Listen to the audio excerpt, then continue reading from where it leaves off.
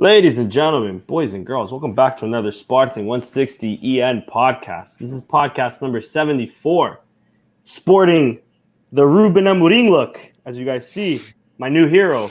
And I'm joined by my two favorite guests as always, my two favorite cohorts, I should say. Starting off with my man, Steph. Steph, how you doing, bro? Hey, I'm doing pretty good. I mean, a bit disappointed with the last result against Moreirense. And we'll talk about it. But let's remind everyone: Moreirense hadn't lost for 11 games. With this game, it's actually a little stretch of 12 games without losing. So a very tough opponent. But we'll dissect it and talk more about it. Agreed. We're also joined by my other co-host, Christian. Christian, how you doing, bro? Doing all right. Back to earth a little bit. Benfica, obviously, back to winning ways. We dropped points. The fucking unlikely dream is probably over now, but it was a fun couple weeks. But yeah, back to reality a little bit, which isn't a bad thing. But let's enjoy those past couple weeks for what they were. You know, that was the funnest I've had. Almost at least a year, right? Yeah. So yeah, it was good, but a lot of work to be done. Yeah, agreed. Before we rain on everyone's parade, let's bring it back a few days ago, maybe a week ago now, to the Gil Vicente game where we beat Gil Vicente 2-1 at home. Of course, we had Luis Maximiliano in net, Eduardo Quaresma, Sebastian Coates, and Christian Borja at the back, Christovski, Nuno Mendes on the wings, Wendell and Mateus Nunes in the midfield with Gonzalo Plata, Sporar, and Camacho up top, with substitutions of course, Adrissa Doumbia, Joelson Fernandes coming in for the last 4 or 5 minutes, and Bataglia. Those are the 3 substitutions. There's only 3 substitutions that game. Also, thank you, Johnny Buckets in the comments. Thank you, bro. New York's finest, of course. Got to always mention it. Steph, I'll pass it off to you first. What do you remember of this game, and what were your thoughts on this 2-1 win? Well, I do remember the game clearly because I did watch it and the whole game. I was actually off that day, and we dominated the whole game. I never felt that Sporting was about to let it slip or let Gil Vicente tie the game. I mean, they scored towards the end a careless PK from, of course, Doumbia, which we all agree, the Sporting universe, and that's everybody. Even though we very, very divided, everyone agrees. The vast majority, I would say 90%, agrees that Doumbia is not a player for Sporting. He comes into the pitch and right away he makes that grotesque PK. It's a PK. There's no way around it. But before that, Sporting was not dominating Gil Vicente. Gil Vicente, they never really caused any problems to Luis Maximiano. They were a very organized team. Don't get me wrong, but I didn't find them provoking us or causing a lot of danger in our box. So the 2-0 was until the very end. It could have been 3-0, even 4-0. We missed some clear chances of goal. Good performance, good solid performance by our players. Again, by Quaresma, he was solid. Mateus Nunes a little bit better. He's getting better chemistry, gelling better with Wendell. Gonzalo Plata was the man of the game. He had an excellent game. Sporar, I still say you need to give him some good looks. Ele é ponta de lança de raiz. He's a good ponta de lança. But if you don't give him those good looks, then he's not going to score like any striker. To sum it up, great game, great solid game by Sporting. Very excited about the youth we have, how Amorim is developing them. But I do recognize that we do need to buy, I would say, no more than 3 good players. We need to buy 3 veteran players, some players that will bring some more experience to our youth to be team leaders in the different sectors. We have a great leader in the defense, which is Coates. Even Neto, he's a great veteran. At midfield, I would say Wendell at this point he's the leader, and then Andres Porad is the leader, obviously because he's the oldest one and brings more experience up front in that sector. But we do need more experience, I think in the market that after this season, after these last 4 games, now we have only 4 games left. I think we need to go shopping, and we'll talk about in a little while about that. But great win, great solid win against Gil Vicente, 2-1 at home. Yeah, agreed. How about you, Chris? Yeah, I felt like the game was never really in doubt. Gil Vicente did have a couple chances. They scored twice. Both were offside. One was in the first minute. The second one was like in the 30th minute. The second one was a bit closer and more in like the run of play. But yeah, it just like we were basically just cruising. I felt like, and it was, we were in great form. We were rolling. Unfortunately, it must be said, Ruben Ribeiro did score against us, which is an embarrassing thing that happened. It was a PK, but it still happened, which sucks. And he actually didn't play that bad either, I hate to admit, which also sucks. But the important thing is we did get the result. But they do look like they're safe, side note. But yeah, I mean, overall, the game was great. And then the second half, it felt like we could have probably scored the second goal in the first half, but it came pretty early in the second half, and then pretty much just cruise control from there. They had a couple chances. They peaked in the first half for sure, and then we just killed them off in the second half. Dumbia's right at the end to give them a little bit of hope, I guess.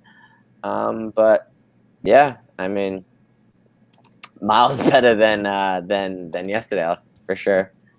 Yeah. I even I don't know. Like, it has to be also mentioned. Plata, in terms of the stat sheet, had probably one of his best games in the Sporting shirt, assist and then a goal.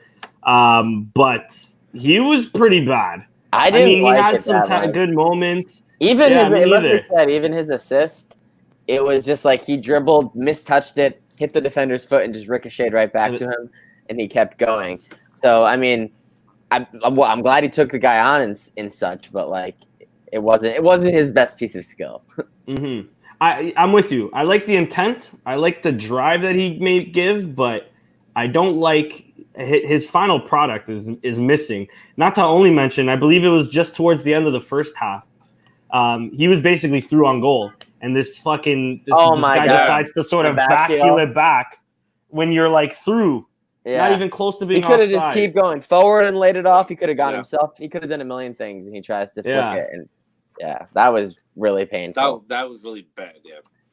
I don't know if it was just him trying to be too flashy. I like the confidence, don't get me wrong, but in time and place, and hopefully, of course, he's young. So these youngsters have to mature, and I doubt, I don't know if he's kind of back from injury, so we'll see if Vietu comes back and takes his place, but I highly doubt Vietu would do a mistake like that with a man of his experience. But then again, maybe Vietu wouldn't even make that run through the middle to even be through on goal like Plata did. So, but yeah, question marks on Plata, but on the stat sheet, it looks like he did amazing. And then nothing else really more to say about this game that I can remember of. Gil Vicente's a tough team. Vitor Oliveira, we have to give him his flowers. He brought a third division team to basically mid-table. I'm pretty sure they're safe. He's the GOAT. He is the GOAT. It'll be very interesting to see where he heads off next season. I hope he stays in the Primera, but I would also love him to go to the Segunda. He has to do what's right, which is to me the team that needs him the most, an Académica. They're not coming up. Yeah, they're not even close. They've been like 7th through like 10th the past couple of years. They were a little bit better this year, but they were still like 5th maybe. Yeah. I think they had a point where they were maybe 2nd or 3rd or something, like challenging, and then they just fell off. Yeah. I think if Vitor Oliveira deserves to bring a team like Académica to the Primera and then hopefully stay and then, fight for at least mid-table again. For me, at least, I was low-key hoping a team that I've always kind of admired from afar because I kind of like the town also. If you've ever been there, it's very nice. Les Songes, But they just hired Thiago Fernandes, so we have an excuse to follow Les Sonhos now. Yeah, indeed. A beautiful city, Les Sonhos. Mm-hmm. Yeah, but pretty big in terms of clubs in Portugal. Another pretty big. Yeah, they have a lot of they get a lot of fans.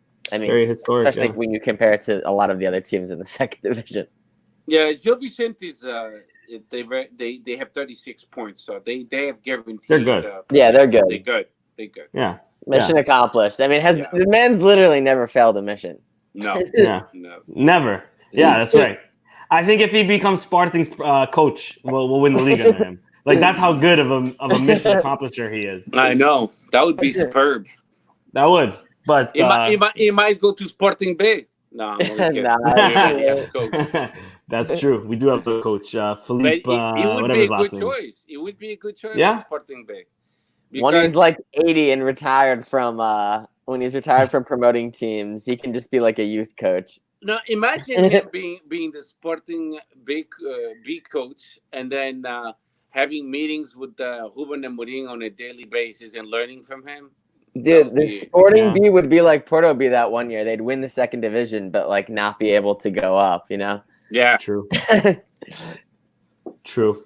Yeah, and my only other thing that I wanted to mention was fuck Ruben Ribeiro, because he played good. This guy also decided to fall every time the wind hit him.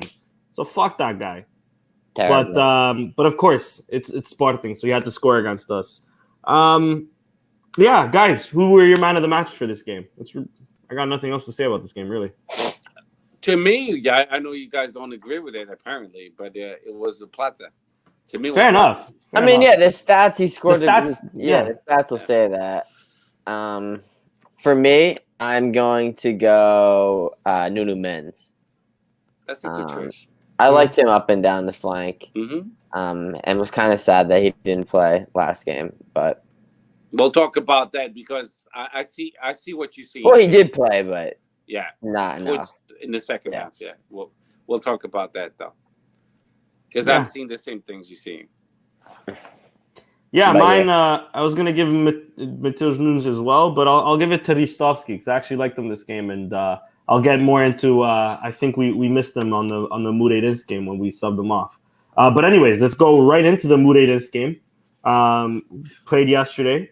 We had Luis Maximiliano in net. We had the return of Acuna with Luis Neto, Borja, and Quach. Completing the defense with Ristovski out on the other flank. We had Matheus Nunes and Bataglia in midfield with Jovan back as well, Plata and Sporad up top, with then substitutions of Nuno Mendes, Wendell, and Joelson Fernandes. And that was it. Yeah, another game with just 3 substitutions. Chris, I'll start this one off with you. What were your thoughts on this game, dude? This game was complete ass. The first half was low energy. It was some weak shit. We really couldn't generate any chances. We couldn't generate anything going forward. Battaglia was like an eyesore to watch. And just Matheus Nunes, I feel like at least at this point in his career has to be paired with the right person to fully maximize him. And paired with Battaglia, let's just say that wasn't it, and it just was not. It was not working well. It just more in the second half. Like as far as we can get into the controversy of the game itself and the penalties and the comunicado, we can get into that. Like that's a separate matter. I feel like, but the matter of fact is that the game itself was shit, and we really didn't create enough chances, and they honestly had not really much either, because once they had the man sent off in the second half, they just kind of packed it in, and we really didn't. We had obviously all the initiative to build the game and create the play while they just sat there, and we didn't do enough, and didn't really seem like we were like equipped to do enough either. I like that he put Joelson in towards the end. I like that he put Nuno Mendes in, but like just like it wasn't enough. And Joelson kind of looked scared, to be honest. A lot of the times that he was on the ball, he didn't want to like take anyone on. He just wanted to play it safe. But yeah, I mean, just ass and back to reality, I guess. He did mix the lineup up a lot, and I feel like all the changes that he made to the lineup made it worse. Yeah. And even with Wendell, I thought Wendell came on a little too late. But I don't know. Again, I guess it's good that he mixed it up because you don't want to just keep playing. But it's like there's no reason that some of these guys should even be there at this point. It's like, what are you playing them for? It's like, we know, like you need to see a little bit more Battaglia, a little bit more Dubia. Like, come on, we know, Exactly. I 100% agree with that. How about you, Steph? Well, going along those lines is the same as Chris. When I saw the lineup, I didn't like it, and I was like, we're going to be playing more defensively than offensively. I mean, when you see a Battaglia on the lineup and there's no Wendell, I was like, okay, so who's going to be the creator? Who's going to be the one, the quarterback for our team? Certainly, it wouldn't be Mateus Nunes. It wouldn't be Acuna. Certainly, it wouldn't be Battaglia. So I didn't like the lineup because it lacked of creativity. Then I saw Luis Nets, and I was like, fuck. So initially, when I saw the lineup, I thought it was gonna be a 4-4-1 or 4-4-2 or a 4-1-1. I didn't think he was gonna go with a 3-4-3, which he did. And Luis Nets is very limited. He doesn't take a risk with his passes. He passes sideways. He's not Quaresma. He's a young, upcoming center back, but he takes the risk of certain passes to be more offensive. He has a better vision, and he gambles. Luis Net doesn't. He plays always the same side passes, and he doesn't create anything that could potentially be of danger offensively. So we were limited from the get-go, like Chris said, in the first half. It was a very boring game to watch. Nothing much going on. The PK, we'll talk about it, I guess. I guess Danny will bring it up. The two PKs in question. And the red card, we'll talk about it too. But in a nutshell, in the second half, when Nunes came into the pitch and Wendell came into the pitch, and I agree, a little bit too late. I saw, and Joelson Mins, I agree, was a little bit afraid, but it's understandable. Don't forget, the kid is 17 years old. You're playing in a smaller pitch against a team that has a lot of experienced people and a lot of crybabies, I might say. João Morelli, what a disappointment. I mean, he's a top-notch Portuguese player, but all he did was complain and roll down on the floor for several seconds each time he was touched. He kept on bitching the whole game. I hate those kind of players. All Moreirense was doing, I don't know if he was told by Ricardo Soares, o treinador deles, their coach, to burn time anti-jogo. That was the number one priority for them. They were so dirty in that way of the game. And it's such an ugly game to watch when you play an opponent like that. That the only main concern they have is to burn insignificantly time, purposely rolling down on the floor with shitty fouls. And Ricard and João Aurelio, that's what he did most of the time. Argue for corner kicks, for anything he could argue about, he would. And he burned so much time. And Mateus Pacinato, the goalie, the same thing. At one point, he faked an injury when they got red cards so his player could warm up properly. And even the commentators who noticed that, but do Tiago Martins is filho da puta. He has something against Sporting, and he showed in this game. In this game, that referee has a beef against Sporting, and he proved it on this game. the attitude towards our dirigents, the attitude towards our players. Nobody could talk to him. He would throw a fit right away. We don't need this kind of referees in our league that players can even talk to them because they take it personal, and the first thing they do is show yellow cards. So, yeah, I agree with Chris. We didn't have the best game, but we were robbed out of PK, if not two. And this referee was so bad. He shouldn't even be allowed to be a referee in the ladies' league, in the distritais, no Campeonato de Portugal. He shouldn't be allowed at all. He should be kicked out of the APAF. He's a bad referee, really bad one. And I'm not saying this because we tied the game, because when we tied against Guimarães on the first game that we came back from the COVID-19, we deserve to tie, and nobody bitch about the referee. But when we have to bitch about the referee, it's because we have a reason. And this guy, he robbed us of a PK.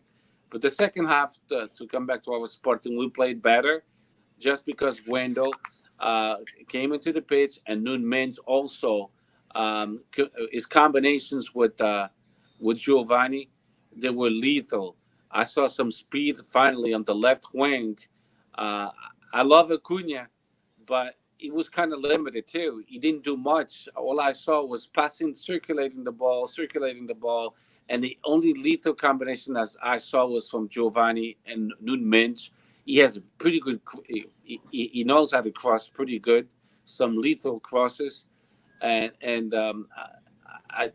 I wondered to myself, if he played from the beginning, it could have been a different game. Maybe he would have found Sporad inside the box. But we dominated the whole game. Moreirense, shame on them for playing such a fucking anti-joke game. The only priority they gave was to burn time. I think out of 90 minutes, the playable minutes was like 42 minutes. So why would you pay a ticket to watch 42 minutes of soccer? And that's what's disgusting about our league, is having these bullshit teams play the way they did, just be concerned about burning time. I mean, I don't know how many fouls on this game, but it was pretty high. Comparing to a Premier team, to a game, our league is embarrassing. We stopped the game too many times for bullshit fouls, and that's unacceptable. And that's all I got to say. But very disgusting team, Moreirense, the way they played. I hope that Ricardo Soares was not the one telling his team to play anti-jogo, because that's all they did. Very disgusting. And Thiago Martins, for God's sake, I mean, I hope he has a stroke any given day, because he sucks as a referee. He shouldn't be allowed to live. He sucks, seriously. And he's one of those referees that I don't know who the fuck gave him the credentials. He doesn't deserve to be a referee. 100% agree with you. I'll quickly give him my 2 cents as well. There's one point, it was towards the 80th minute. Nuno Mendes, literally, if the Moreirense defender, his head was just a little higher, I'm sure Nuno Mendes would have some sort of brain damage right now. It was such a lethal fucking header backwards, so reckless. Didn't even get anywhere near the ball. I'm pretty sure connects with, or at least it looks like it connects with Nuno Mendes' chin. Nothing called, nada. And on top of that, they give a fucking bullshit fucking foul minutes later on I believe it was Wendell for barely touching the player. I thought right after the red, it was the whole game, but right after the red, the linesmen were helping Moreirense. The referee was clearly helping Moreirense. I thought it was a lot of bullshit around there. And of course, you say you hope Moreirense's coach didn't ask for anti-jogo. Like you said, it's obvious he did. He was like, coach, perna. Then all of a sudden the goalie goes down. It's a joke. Moreirense has been known for that throughout the years, and they're one of those teams I hate playing, because I don't mind a team that makes it difficult to play against you. I hate a team that refuses to play against you. Indeed. With that being said, though, the lineup, yes, I understand we need to mix things up. I didn't agree with Battaglia in there. I liked Acuna coming back. I would love to see an Acuna-Nuno Mendes combo. maybe push Jovan out right, but then it conflicts me as well because I'm with you, Steph. I like the jugada entre Jovan and Nuno Mendes. They have a really good connection together. I don't know if they played a long time together in the academy or not. I know Jovan's a few years older than him, but they seem to have that good understanding. Nuno Mendes, one thing that I love about him is he's not afraid to really make those runs forward, and especially playing three at the back, I guess he has more liberty into doing so. And when he makes those runs forward, he's lethal. Nobody can really catch that kid. He's a baller, that kid. He's a baller. He is a baller. I think he needs to work on, but everybody does, I think, especially the youngsters, need to work on their crosses. There was quite a few heavy crosses from him and from others as well, especially from Plata too. Maybe that had to do with the smaller pitch. Maybe they're not used to playing at a pitch like Moreirense. Of course, with experience, this shit will come to them. But a really lovely game from him. It also needs to be said, I like the Cunha. My favorite thing of Acuna is how he's polyvalent. How did you pronounce that? Polyvalent. Polyvalent. He played the left back position not bad. He played the center back position pretty good to me. I think when he replaced Borja, maybe second to Coates, because there was a few times that Neto did some questionable things. I remember one where he was just assuming Max would just come out and grab the ball, and then he decided to just ship it off as a I think it was a throw in right after when he figured that Max and him weren't on the same wavelength. It was a hesitation from both, yeah.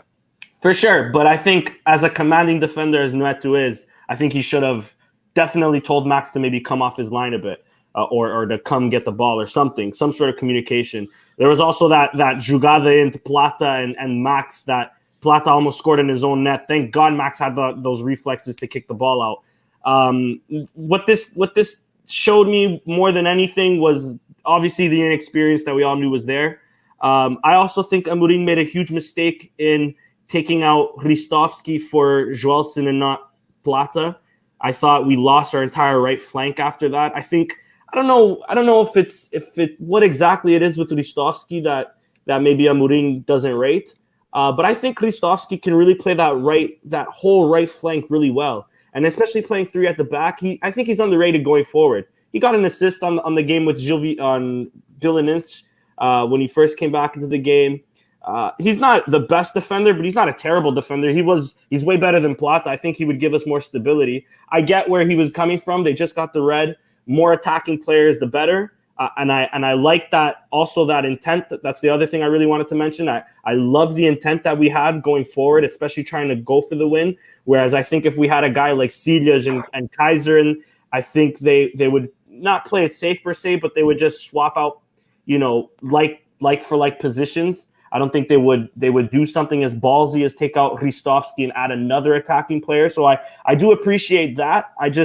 In that aspect, I think that's where we fucked up. We lost that entire right flank, and then we pushed everything to the left.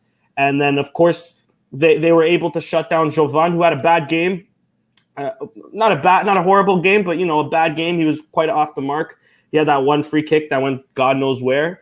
His shots weren't there. I think there was also some anxiety between the team, especially as young as we are. But that this is definitely a learning curve for these players. It's definitely good that we got it in our preseason before the next season. That these young players got to play against the Moreirense, because a lot more of these teams are gonna come against us, especially again next season when we're gonna try to fight for something. So it's good to have that experience under our belt. And honestly, I'll look at the positives here, and it's good that we didn't lose the game, because there was definitely times, especially towards the end, where Moreirense had more of the ball, where I feel Sporting teams of the past, even when we were at our peak with the Jorge Jesus, William Carvalho, and Adrian years, there's this type of game we might have lost. So I'll take the positive in that we tied this game only, but definitely things to be some cause of concern a bit. We'll go right into the casus real quick, starting off with the first one in the 3rd minute against Jovan. Jovan's sort of running into the box. He does lay the pass off just before he gets fouled. João Amaral comes straight at him. I think it studs up to his feet. It's tough to see. I didn't watch the first half, so I only see the highlights. It's tough to see if he really is in the box or not. I don't know if you guys had a better angle on that when watching the game. But what do you guys think on that? Should that have been a penalty? And is Sporting right to be complaining about that? Well, I think the I think on that play, Giovanni got a yellow card. Am I right? Oh, I don't know. That was a different one. That was a different one. Okay. So the VAR referee was George Souza, right? Yeah. Well, that says a lot because he still holds a grudge on Sporting for the incident with Stojkovic, the goalie from the B team. Was it the B team or was it? It was the B team. The B team. The former B team, which is about to be back. Yeah. When he cursed out at him, so he's still holding a grudge on that, and because when Tiago Martins spoke to him, he disse deixa andar ali, anda para frente. But telling him it's not a PK. Don't even stop the fucking game. So the combination of referees we had for this game, Tiago Martins and Jorge Souza, was the recipe for disaster. The only way we could have won the game was by scoring goals. Waiting for PKs was not a good day for that. It was not a good day for PKs. To be a PK would have to, as a Sporting player, would have to be killed inside the box. Because clearly we had. I'll give the benefit of the doubt for this one at the mark of 3 minutes. But then the other one, I guess we'll talk about in a little while. It was definitely a PK. This one, okay, I can understand why you wouldn't call it, but at the same time, why the fuck do we have the VAR with 22 cameras, 22 different angles? Isn't it supposed to be to get the right calls at 100%? Yeah, it's supposed to. So that's why it's bugging me. It's really bugging me that the VAR in Portugal is not functioning properly. Yeah, I'd agree. How about you, Chris? I think that there's like the first one, like I've seen like that exact scenario that like leads to like a potential PK get called like so many times. It's classic. It's like ball's here, player coming in, ball first, and then you take the guy and the ball's not there anymore. Like I've seen it a million times. Like if I recall correctly, like he obviously didn't look at it, but I don't even think he even like got any indication in his headset to even look at it. Like it was just like it didn't even happen. Like I've seen it called so many times. Like the second one may be a bit more forced, but like the first one, I think there's more of a case there, honestly. Mm-hmm. Yeah, I agree. I still think he kind of enters it, not studs up per se, but his studs definitely get on Jovan's feet. Anywhere else on the pitch, that's a foul.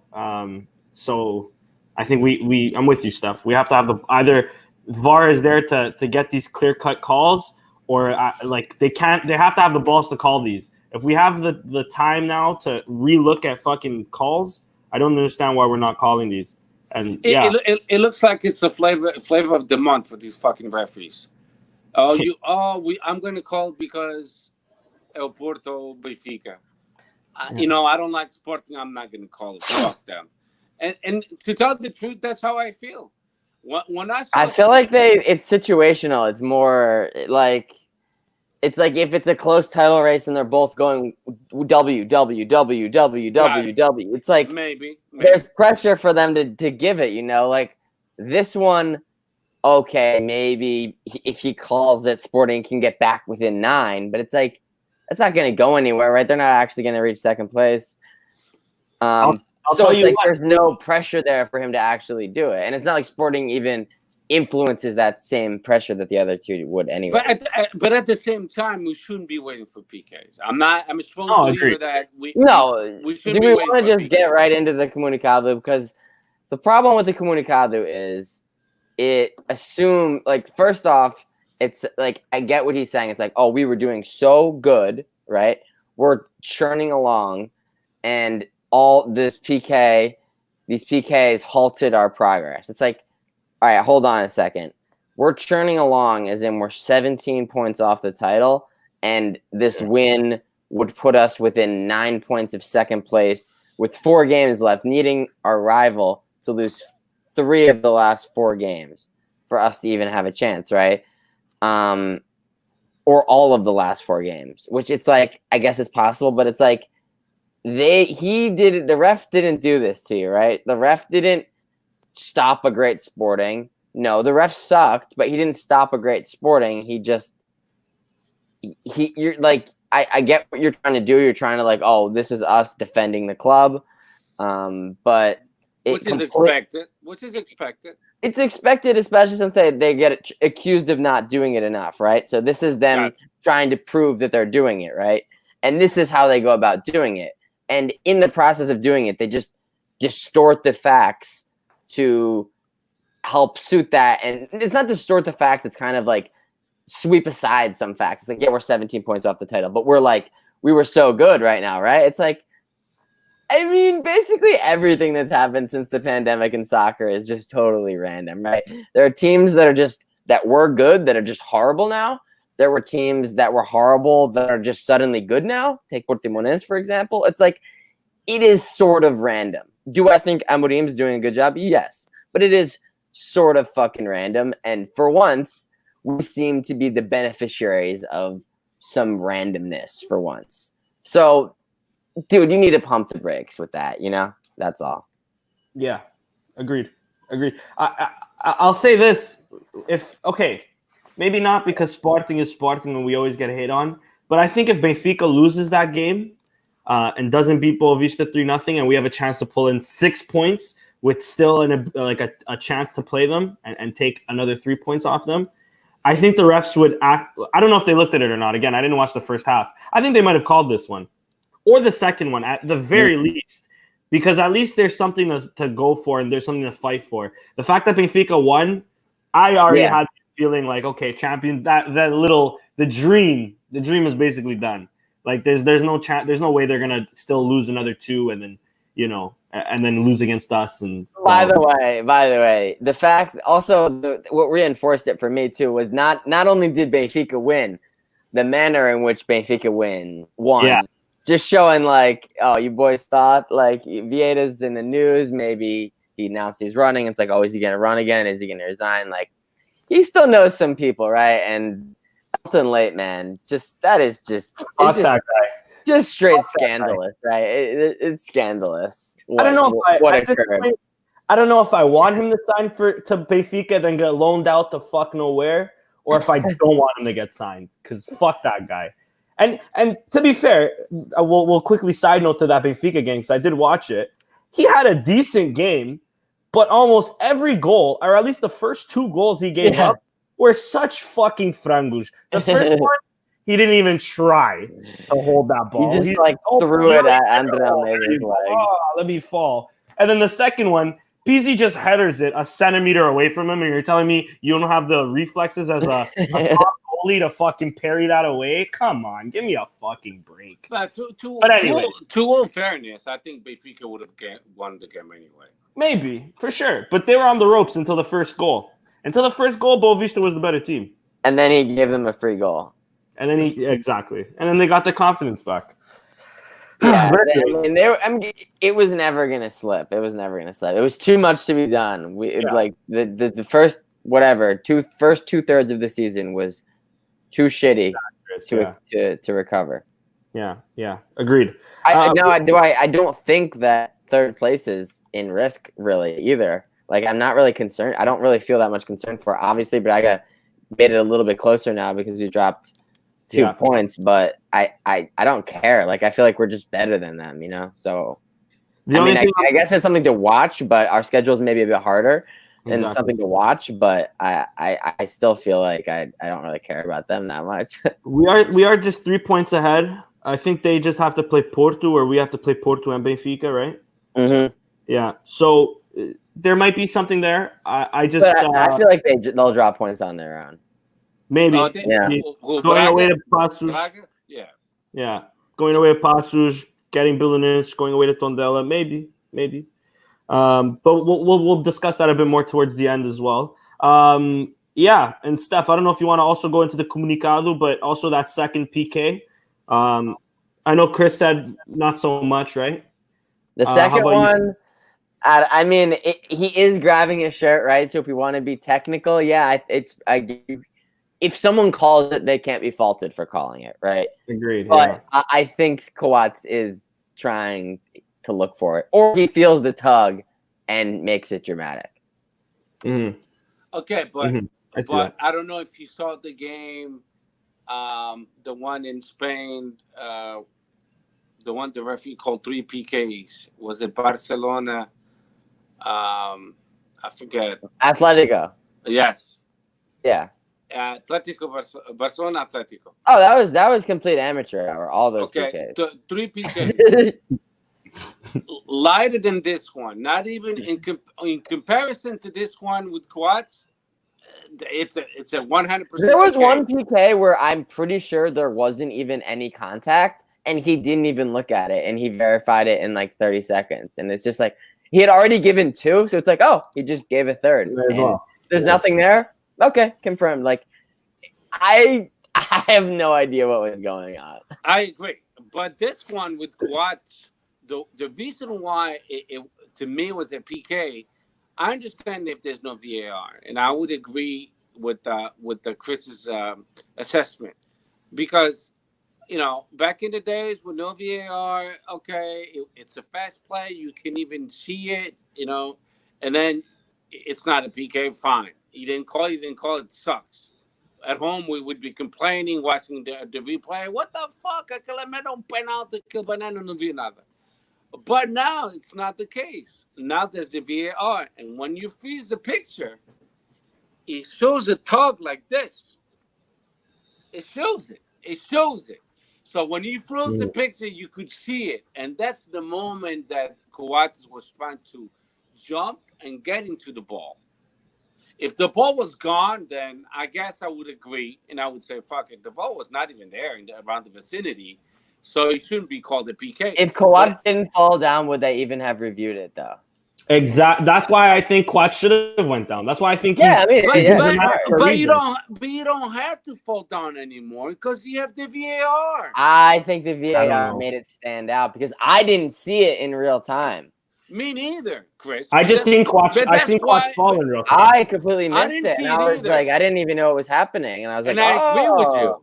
I agree with you guys 100%. I didn't see it either with my naked eye, but when the VAR called him and said, "Listen, I think you should see yourself because there's a possible PK," and then he had 22 cameras, 22 different angles, and he still fucked it up.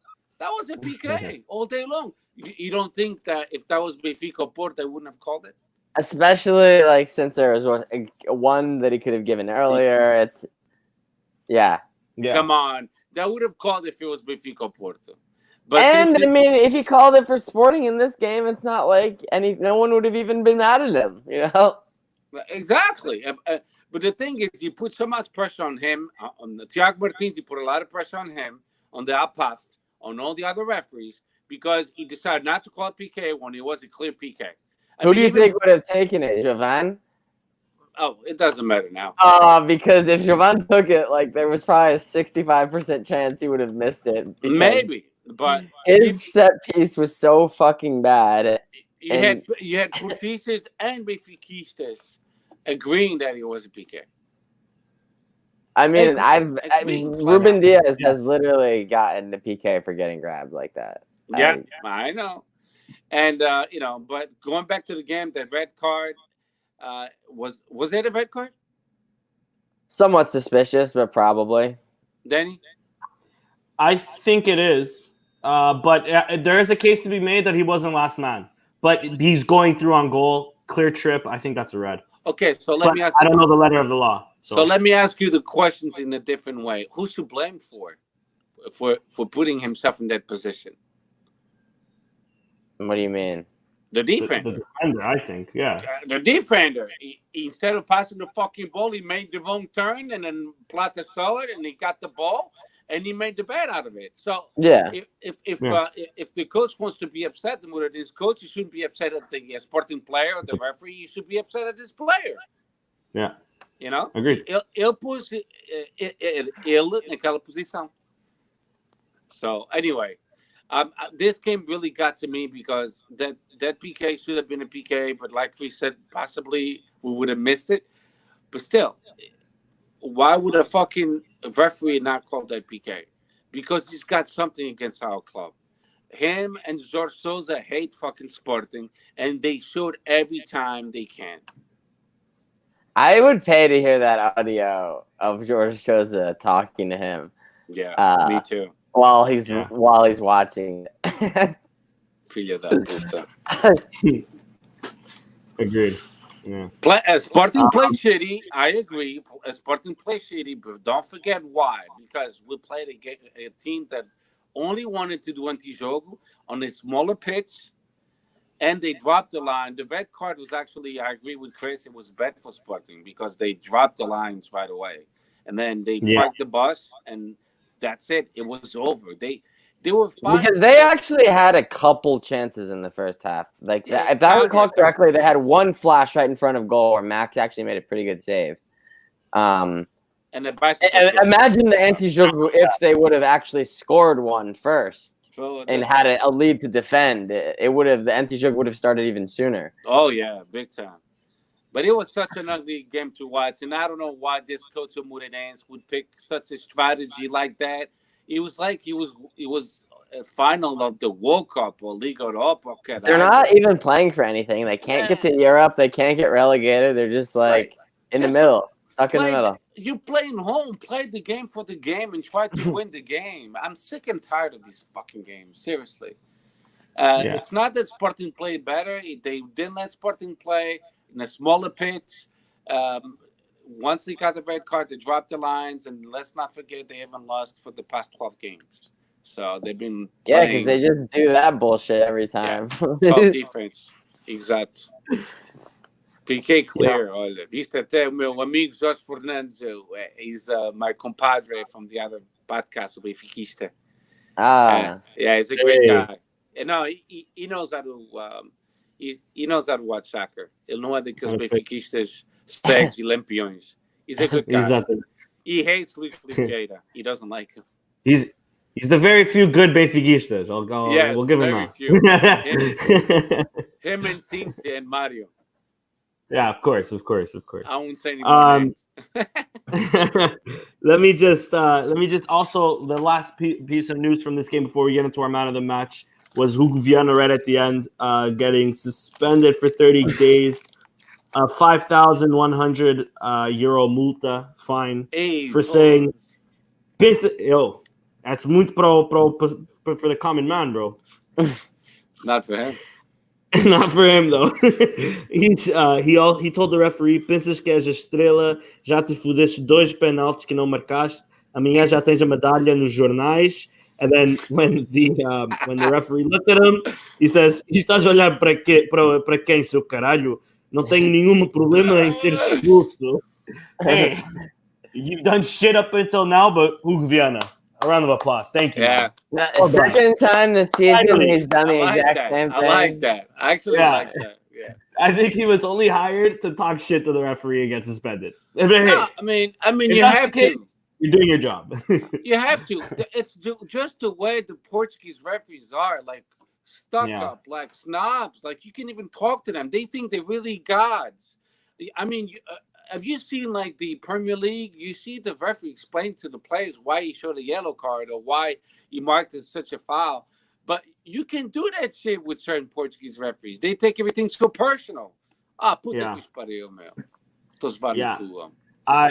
Looking back at listen, I followed Mourinho my whole life. I don't think I remember Mourinho, maybe only at Manchester United, but ever getting sent off in the Premier League for talking to the ref. Like, for the top leagues, don't do this shit. I can't remember the last time a coach got a yellow card, let alone a red, in the Premier League. I can't remember, at least. They talk to each other. They dialogue. Exactly. There's still a mutual respect. There's still a fuck off during the game, but a handshake at the end of the game. But obviously there can't be mutual respect when these referees just decide to fuck us like that. Thank you, Chick with a Stick. Really appreciate that. Let's go into the man of the match, I guess. So then we'll just quick talk. With that stick. Oh, fuck. Man of the match. Who do you guys call? If you guys have one, to be honest. Unfortunately, there really isn't any. So the man of the match is going to someone who played like 30 minutes. Wendell. Fair. How about you, Steph? I'm around the vicinity. I'll give it to Nunes. Fair. Someone else who played 30 minutes. Yeah, somebody else who played 30 minutes. I'll give it Quach. I thought Quach was pretty decent in the back. Yeah. That's should have won as a PK, in my opinion. It was solid both games. Yeah. Disappointed with Matheus Nunes. He can't take a shot from outside the box. For God's sake, he cannot. It's like, fuck. Sometimes he looks like super panicked too. Yeah. In like the construction in the final third. Yes. Mm-hmm. And that's what I was afraid when I saw the lineup. And obviously being paired with Battaglia made him have to take more of that initiative on. Yeah. And he didn't. Yeah. And when that's what I was afraid of. When I saw the lineup, I'm like, who the fuck is gonna be the creative player? I didn't see it, and no one wanted to take a risk, aside from Giovanni and Plata. But Plata, he likes to go around in circles a lot. Yeah, agreed. Listen, Plata still has a lot to learn, but yeah, we'll see what that takes us. I'll quickly, like you mentioned it a bit, Steph, the 3 players earlier that you think, at least 3, not 3 players, but 3 positions at least you should fill in. I think we need at least 2 players in the midfield this summer. We can quickly go on to transfers before we just talk about the main transfer rumor that for all seems likely to happen, but we'll get into that in a bit. I think this team needs a few midfielders in it. I think hopefully Battaglia, deadweight is going to get shipped off, I think. So hopefully, Battaglia and all of them will leave. So at least 2 top midfielders that can compete with Wendell and Matheus Nunes, and maybe Gerald, maybe Miguel Luis if he also resurrects again from the dead. I don't know. I think we need again, depending. Let's hypothetically saying nobody leaves. We need a center back for sure. And I think if Pedro Mendes isn't going to get any burn, and Thiago Tomás, I don't know. He seemed also very, very young, very inexperienced, very scared on that little cameo he got against Gil Vicente. I think we also need another striker because I like Sporar, but he's been a ghost these last 2 games. Yeah. I don't know if it's the system. I don't know if he's not gelling with the players as well as, like we said, Nuno Mendes and Jovan this last game. They did really, really well connecting together. Maybe it's just that chemistry that Sporar doesn't have. I like Sporar as a player, but currently the last 2 games at least he's been a ghost. They need to find him. And I mean, you could be a really good look. Remember Jardel? Of course you remember Jardel. Of course. Okay. What was good about Jardel? He was a natural goal scorer, to say the least. But he got those crosses he needed. And he's not, true. and Sporar is not getting those crosses. Yeah. I mean, we could talk about Sporar all day long. But if the man is not getting the crosses he needs to score, if he's getting the crosses and he misses, já é uma história diferente aí. Mm-hmm. Okay, now he got 4 good crosses and he didn't score once. Fuck, this guy is not a good striker. But that was not the case. He had 1 good play inside the box that he created himself in a tight angle. Remember that kick? And he didn't. He could have not shot it, but he's like, "Fuck it, I never get the ball. I'm just shooting it the one time I get a chance." Yeah, exactly. Yeah, I remember that too. Yeah. But I didn't heard. To agree with you, I would chip away Luis Nets. I would chip away Ilori, of course. I would chip away Battaglia. I would chip away Christian Borja. And I would chip away Stefano Ristovski. Seriously. And Dumbia. And Dumbia, of course. Thank you for reminding me. And Dumbia. I would chip away all those players and give it a shot to our youth and get, like you said, 3 to 4 veterans. But those players I just mentioned, no encaixam no Ristovski's worth keeping. This is not like think about how Rostovsky has gotten limited opportunities, has played good, also played bad. We signed a right back for 7.5 million euros. He is nowhere to be found. Yeah. How bad could he possibly be? If he's so bad, he's so bad. He's not even in this team. Like, is he alive? Who knows? He's with Miguel Luis, potentially alive, potentially dead. No one's really R.I.P. my guys. Where's Miguel Luis? I know. So it's like, I mean, if you can't ship him off if the other guy who's his backup is just like miles worse, you know? So yeah, but all the other ones I agree with. Maybe Borja we can keep around too, just for depth. I like Borja. He's not bad. He's not that bad. I mean, he was Being kind of pretty bad. He was pretty bad. Anytime you have a left back or right back that they can't do the same things that Nunes Mins, they're not good for me. And what I see Nunes Mins doing, I'm expecting now every right back to do the same thing, and they're not doing that. Ritovsky's not doing that. Borja's not doing that. And at 17, 18 years old is doing that. That's not como é que é, caralho. Either you know how to play or you don't know how to play. We have a question here from Francisco Mach talking about transfers. This is one of a transfer coming in, obviously, from loan. What do you guys think of Gelson Dalla? Rio Ave just lost this weekend 1-0 to Gil Vicente, but they did beat Braga 4-3 in a thriller of a game. I don't know if you guys remember that one. Mm-hmm. Gelson Dalla coming off the bench and getting it. Gelson Dalla started against Gil Vicente, finished the entire game. Again, they won 1-0. I can't tell you how he played because I didn't watch that game. But from the little time I've seen of Gelson Dalla, listen, I've liked him. He can play the wing. He can play the striker position. He has speed. He has intent. I like the kid. I think he should get a chance. I don't know what you guys think, but what do you guys think? Worth keeping around for sure, especially since we have no strikers. Yeah. It's the weakest position. Like, you're gonna tell me with a straight face right now that Thiago Tomas offers more in this moment than Gelson Dalla? Even exactly. He doesn't, you know? Yeah, Thiago Tomas he's going to be like the third option or the fourth option. Which is he's like the third right now, which is really like not ideal, to be honest. I think that Ruben Amorim will give Dalla at least a preseason, and I hope he scored 6 goals for Rio Ave. And he just got back to Rio Ave not too long ago. 6 goals already. That's phenomenal. So I'm pretty sure. I like Dalla as well. So I'm pretty sure that Ruben Amorim will give him a fair chance. And Dalla doesn't even start every game. So the fact that he has 6 goals since January and the league was stopped for 3-4 months, it says a lot. I agree. The last sort of transfer thing we could talk about is Zuhar Fadal. Seems like he's coming over from Betis on a 4-year deal worth 1 million a year, 1 million euros, of course. Limpos. Quer dizer 2 milhões. It means 2 million. Yeah, that is what it means, basically. Exactly. I don't know too much of him. I don't know if you guys do, Chris. I know you've been following him a bit from the Twitter thing. What do you think of him? He got an assist this weekend or something? No, he scored. That's scored. I didn't. I'm guessing it was a header, right? Yeah, I'm assuming so. Yeah.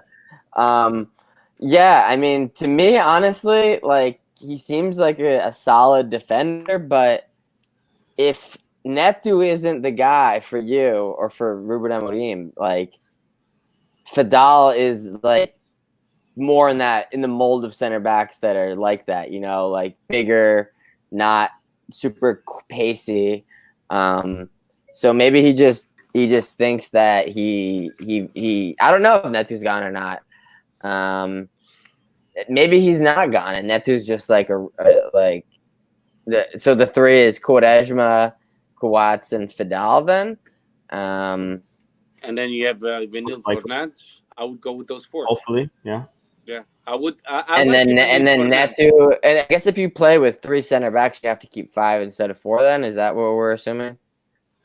Yeah, that's the most likely option. Or do you think he's just going to include Borja as a flex center back and still only roster 4? I think he will. Because Borja, I think he probably will too. He's got a left foot. So And it's also worth noting at this time, also while we're talking about it, that we're also linked to Argentina or Uruguayan center back Gaston Silva. So it does seem like I don't think Fidal will be the last. Let's say that. And especially if maybe Neto and maybe Alora leaves, then maybe we're maybe both. 2 or 3. I don't know. Both. Hopefully both. Or maybe hopefully. Also saying with the Borja thing, because Antunes is also linked with us as well. That's so we'll see. Is he gonna play like that flank? It's like, does he have the legs? It's a mentira de chouriço. I agree too. I don't think it's the first time we've been linked with him as well. So I think it's also just for the newspapers. But like Gaston again. Fuck, are you kidding me? True. Yeah. True. They took a page from 2019. Come on. I mean, we've been linked with like midfielders that we were just linked with just before Bruno Fernandes was sold. So I don't disagree that it's just to sell newspapers. I'm with you. I'm just thinking maybe in the terms of having Borja as the flex. If it's true that we are looking at a left back, I mean, why not sell both Borja and Acuna then? Because I think Acuna is as good as sold. I think he's been given like, hey, you're gone. That's why he had. Maybe the injury's true, but that's why he had an injury. That's why they're really pushing for Nuno Mendes. Of course, Nuno Mendes' talent. Also, they're planting a story in the press that probably happened, but they shouldn't be leaked. That he had a screaming match at Jovan after the game as they're walking into the locker room, which is. Insert joke here about like this administration doesn't have leaks or whatever, and then there was of course the full 10-20 year financial history of the club that magically leaked. But yeah, I mean, why am I hearing a story about 2 players that got no locker room argument? Like keep that in the fucking locker room. But it's not surprising that it's Acuna, because I think Acuna is out. Which I mean, it's not a bad thing. Nuno Mendes is clearly capable, but I don't think we're gonna get the max value for him that we. Well, we can just have Nuno Mendes. We need a backup as well. Well, we'll have potentially Borja as like we were saying that flex. Maybe he can play center back. Definitely he can play left back. Okay. He's not a bad player. I like Borja. Don't get me wrong, but I don't think he offers the same thing Acuna does to me. But. We know with whom I'm excited with? With Daniel Bragança. Yes, of course. Because that's that midfielder that we really need right now too. I think he could be a good sub for Wendell. If Wendell stays, when he doesn't play, Daniel Bragança will be more than capable of filling in those shoes. Bad luck for Francisco Geraldo. He got hurt when we could have used him, and it's fuck, man. I hate this game of soccer sometimes. It's full of bad luck, though. Because if he had one good thing happen to him, and then it was immediately followed up by a bad thing. Imagine if he was healthy this game against Moreirense, he would have played instead of fucking Bataglia. Maybe. I think he might have played as a winger, sort of, but maybe. He would have played in the game. He would have came on at some point. Later? I think.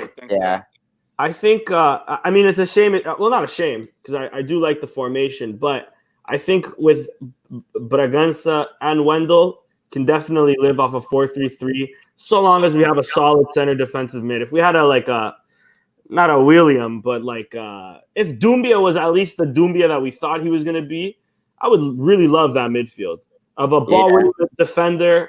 Of a Wendell who can track up and down the pitch, of a Bragança who can do the same, but I think Bragança has way more playmaking qualities to him than Wendell does. Wendell maybe a bit more technical. Wendell knows how to hold the ball, and his vision is amazing. He can hold the ball. He never loses the ball, and he knows he's a maestro. He controls the midfield. And you saw the difference when he came against Moreirense. It was a completely different game. He's so much better than any other midfielder we have. Like Chris said, Matheus Nunes was supposed to be the one creating plays because Bataglia certainly was not going to be the one, and he couldn't do it. He can't even fucking dribble. No, Matheus Nunes is decent with Wendell. Without Wendell, he's Yeah. Agreed.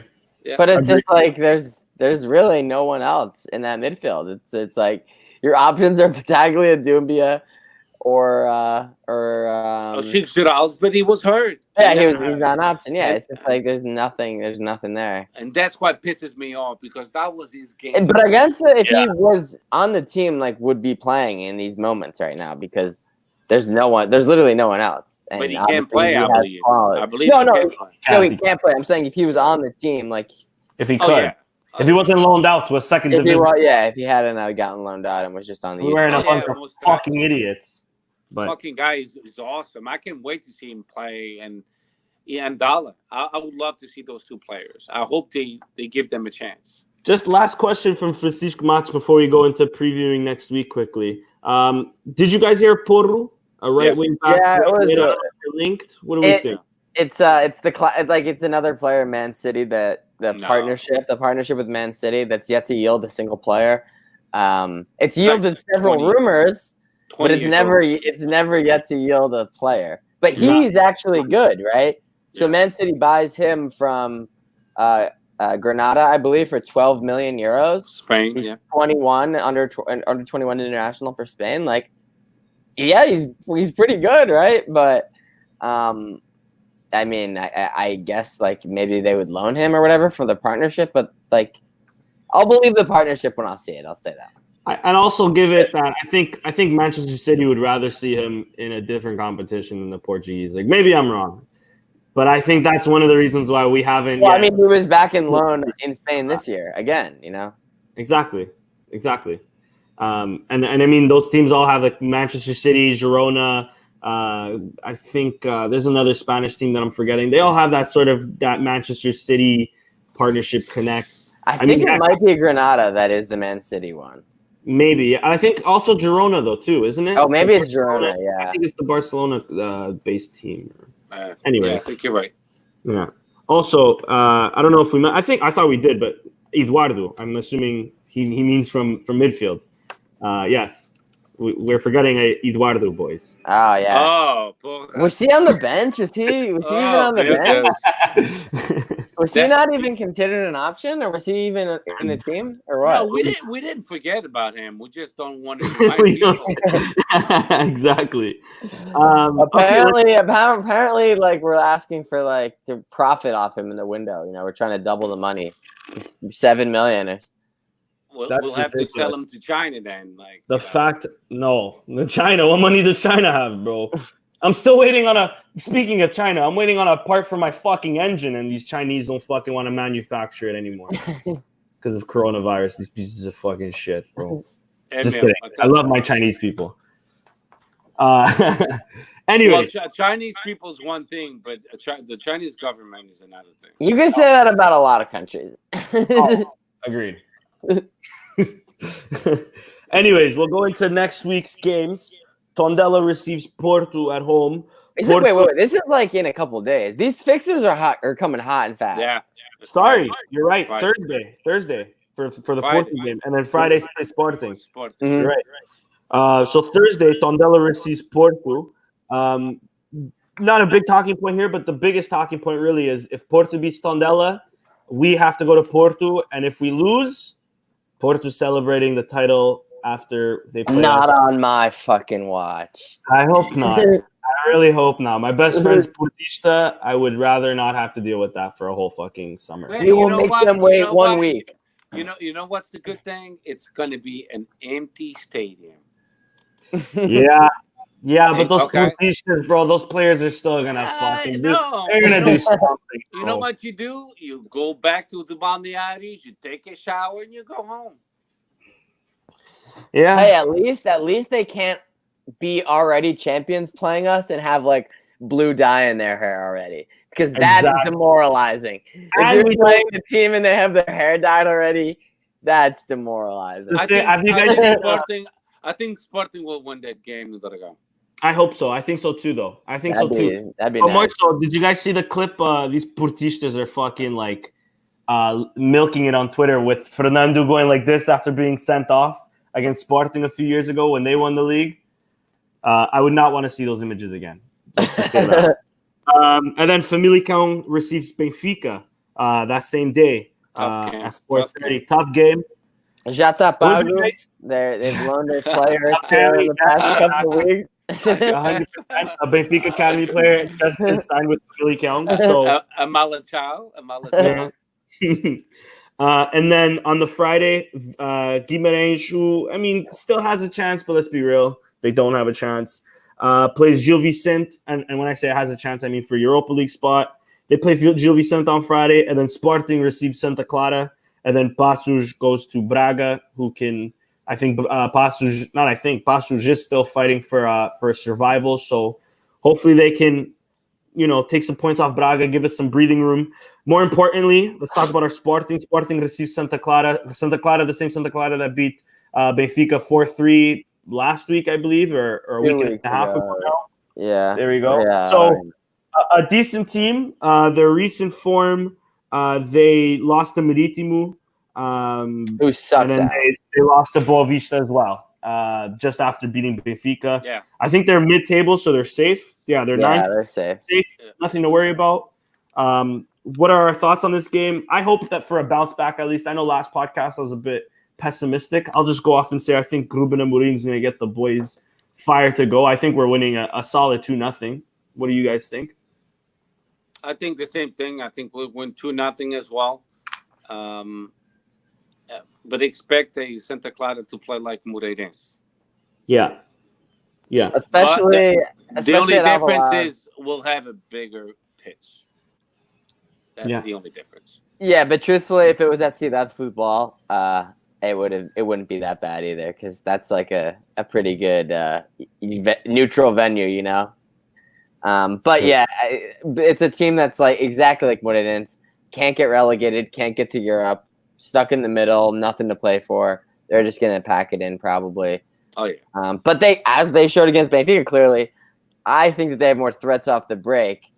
Some tasty players. That's literally how they scored almost all their goals. Yes. So I guess it's something to watch out for more than what it is.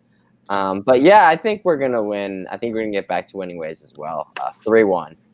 Jorge Fernandes brings up a good point. If Benfica loses and Porto wins, Porto will be champion. Okay, so that better not happen then. Let's just put it out there. I hope we both lose. I hope Tondela beats Porto, Benfica loses to Famalicão. Let's just put that. And I hope Sporting wins against Santa Clara. Of course. Also, my last prediction on the Santa Clara game: Fabio Cardoso is going to do something fucked up and get away with it. I'm just gonna sprinkle that in there because fuck that little dumb piece of shit. No, Fabio Cardoso, the center back. The center back. Their captain. Yeah. It don't matter. It's Sporting, so no PKs. Yeah, exactly. And yeah, unless anything else needs to be said, boys, that's podcast number 74 down in the books. Thank you, everybody, for joining us. A special shout out to Jorge Fernandes, of course. Benfiquista. Benfiquista. Good One guy, of the good ones, man. though. One of the good ones. A gente vai convertê-lo para o Sporting. É do Benfica ou é do Sport Lisboa? Qual é? É Sporting Lisboa e Benfica. That's why esse sabe. Ok, tá bem. Eu já lhe ensinei. Tá bem. We also had New York's finest. I always got to mention it. Johnny Signero in the chat. Shout out to Johnny. Shout out to Casa de Paiva, Matt Paiva. Shout out to you, bro. Francisco Matos, thank you for joining us, bro. Great questions. We also had David Pereira, our favorite Braga fan as well. Thank you for joining us, David. Special shout out to Chick with a Stick. I didn't read the whole thing through, and when I posted the comment, only after that I see sub to our account. Hey, if you guys want to see that, you're welcome, bro. Be careful, bitch. She's got a stick. And then last but not least, Daniel Baldwin. Thank you for joining us. Everybody follow us on sorry, go for it. No, that's a co-worker. Baldwin is a co-worker of mine. Oh, no wonder he said you're looking good, bro. Shout out to Daniel, bro. Great name. Everybody follow us on Sporting160_EN on Twitter. Follow us on Instagram, Sporting160EN. We just made a Facebook page. We're going to start pushing that a bit more, Sporting160EN as well. And yeah, thank you all for joining us as always. And Viva Sporting. Viva Sporting com Portugal.